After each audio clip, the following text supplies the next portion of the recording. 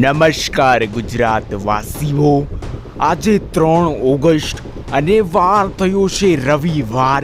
આજના તાજા હવામાન સમાચાર જાણીશું અને જાણીશું કે આગામી દિવસોમાં ગુજરાતનું વાતાવરણ કેવું રહેશે, તેમજ પરેશભાઈ ગોસ્વામીની આગાહી અને તેમની સરખામણીમાં જ અંબાલાલ પટેલની આગાહીઓ પણ હું તમને કહેવાનો છું।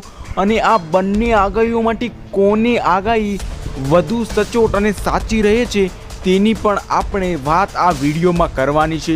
એટલે કે અંબાલાલ પટેલની આગાહી અને પરેશભાઈ ગોસ્વામીની આગાહી વચ્ચે સરખામણી કરવામાં આવશે। તેમજ પરેશભાઈ ગોસ્વામીએ આગામી દિવસો માટે ગુજરાતમાં ગરમી અને ઉકળાટ વિશે પણ માહિતી આપી છે, તેની પણ વાત કરવાની છે। તો તે પહેલાં તમે અમારો વિડીયો કયા વિસ્તારમાંથી જોઈ રહ્યા છો તે અમને કમેન્ટમાં જણાવવાનું ભૂલશો નહીં। તો હવે આપણે વિડીયોની શરૂઆત કરીએ।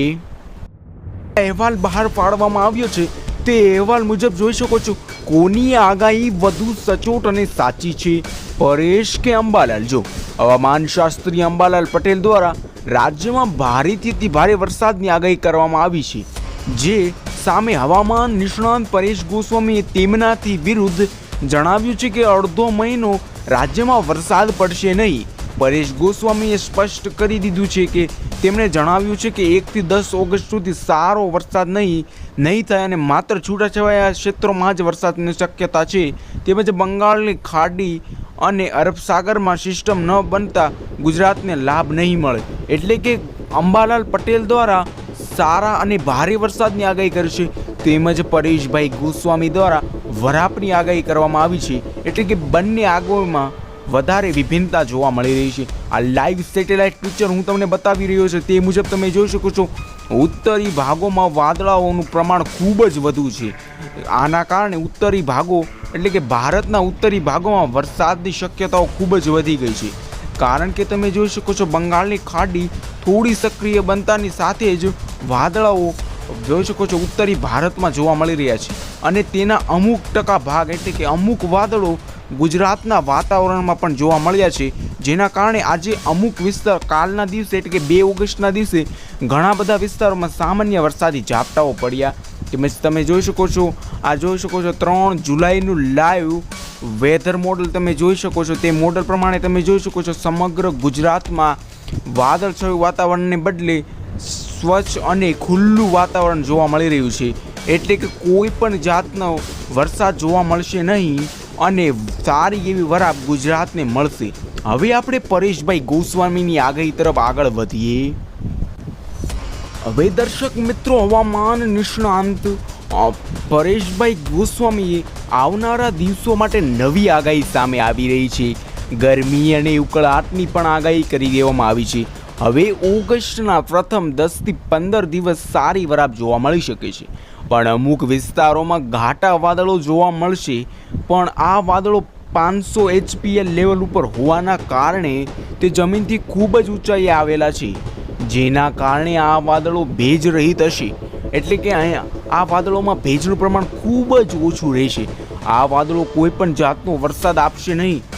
અમુક વિસ્તારોમાં હજુ પણ વાદળના ઘેરાઓ આકાશમાં જોવા મળી રહ્યા છે, પણ હવે આ વાદળો 3 ઓગસ્ટથી આકાશમાંથી હટવા લાગશે અને વાતાવરણ ચોખ્ખું અને ખુલ્લું થવા માંડશે અને લગભગ 6 થી 7 ઓગસ્ટ સુધીમાં વાતાવરણ સાવ ચોખ્ખું અને ખુલ્લું થઈ જશે અને આગામી દિવસોમાં ગુજરાતમાં ગરમી અને ઉકળાટમાં પણ વધારો થશે। એટલે કે જે અરબ સાગરમાંથી ભેજવાળા પવનો ગુજરાત તરફ ગતિ કરી રહ્યા છે, જેના કારણે ભેજ અને ઉકળાટમાં વધારો થઈ શકે છે। અને પવનની ગતિની આપણે વાત કરીએ તો 20 થી 25 કિલોમીટર પ્રતિ કલાકની એટલે કે 20 થી 25 કિલોમીટરની ઝડપે પવનો ફૂંકાઈ શકે છે। તો મિત્રો, આ હતી પરેશભાઈ ગોસ્વામીની આગાહી। હવે આપણે વાઇન્ડીના વેધર મોડલ પ્રમાણે સમજીએ। તો દર્શક મિત્રો, તમે જોઈ શકો છો આ વાઇન્ડીનું વેધર મોડલ છે। આ વેધર મોડલ પ્રમાણે તમે જોઈ શકો છો જે મધ્યપ્રદેશ બોર્ડર લાગુના વિસ્તારો છે, જ્યાં કાલે હળવા ઝાપટાઓ પડી શકે છે। અને જોઈ શકો છો વાદળાના પ્રમાણની આપણે વાત કરીએ તો તમે જોઈ શકો છો દક્ષિણી ગુજરાતના વિસ્તારોમાં વાદળછાયું વાતાવરણ કાલે પણ બન્યું રહેશે, પરંતુ કોઈક એવા વિસ્તારો પણ હશે જ્યાં સાવ સ્વચ્છ અને ખુલ્લું વાતાવરણ થઈ જશે, પરંતુ મોટા ભાગના વિસ્તારો જે દક્ષિણ ગુજરાતના છે, જેમાં સુરત, વલસાડ, ઓલપાડ સાઈડના વિસ્તારો, માંગરોળ સાઈડના વિસ્તારો છે, નવસારી, ડાંગ, આહવા સાઈડના આ બધા જ જે દક્ષિણી ગુજરાતના વિસ્તારો છે, નંદુબારના વિસ્તારો છે, જ્યાં વાદળછાયું વાતાવરણ રહેશે અને 500 HPL લેવલ સુધીના વાદળાઓ જોવા મળી શકે છે. અને આગળ આપણે વાત કરીએ તો બાકીના સમગ્ર ગુજરાતના એટલે કે વધારે ભાગ એટલે કે 70થી 75% જેટલા વિસ્તારોમાં સારો વરાપ એટલે કે વરાપની સ્થિતિ કાલ જોવા મળી શકે છે. પરંતુ કોઈક એવા વિસ્તારો હોઈ શકે છે જ્યાં થોડાક એટલે કે અમુક જ સમયમાં વાદળો ઘેરાવો લઈ શકે છે અને સામાન્ય એવા વરસાદી ઝાપટાઓ પડી શકે છે. હવે આપણે વરસાદ તરીકેનું આપણે જોઈએ તો કાલના દિવસે આજના દિવસે વરસાદ આપણે જોઈ શકો છો. ગુજરાતના જે મધ્યપ્રદેશ બોર્ડર લાગુના વિસ્તારો છે જ્યાં સામાન્ય એવા વરસાદી ઝાપટાઓ પડી શકે છે. જોઈ શકો છો દાહોદ સાઈડના વિસ્તારો, રતલામ સાઈડના, ડુંગરપુર સાઈડના આ બધા જ વિસ્તારો છે જે મધ્યપ્રદેશ બોર્ડર લાગુના વિસ્તારો છે, જે સામાન્ય વરસાદી ઝાપટાઓ પડી શકે છે. વધુમાં વાત કરીએ તો જોઈ શકો છો બંસવાડા સાઈડના વિસ્તારો, પેટલાદ સાઈડના વિસ્તારો, લુણાવાડા, ડુંગરપુર સાઈડના વિસ્તારો, અહીં સામાન્ય એવા વરસાદી ઝાપટાઓ પડી શકે છે. અને બાકી સમગ્ર ગુજરાતનું વાતાવરણ ચોખ્ખું રહેશે અને જે દક્ષિણી ગુજરાતમાં છેલ્લા ઘણા દિવસોથી સામાન્ય એવા વરસાદી ઝાપટાઓ પડી રહ્યા છે તે લગભગ 3 ઓગસ્ટે પણ યથાવત રહેશે. તો મિત્રો, આ હતા આજના તાજા હવામાન સમાચાર. જો તમને આ વિડીયો ગમ્યો હોય તો એક લાઈક અને એક સબસ્ક્રાઈબ કરવાનું ભૂલશો નહીં. તો મિત્રો, વિડીયો જોવા બદલ ધન્યવાદ.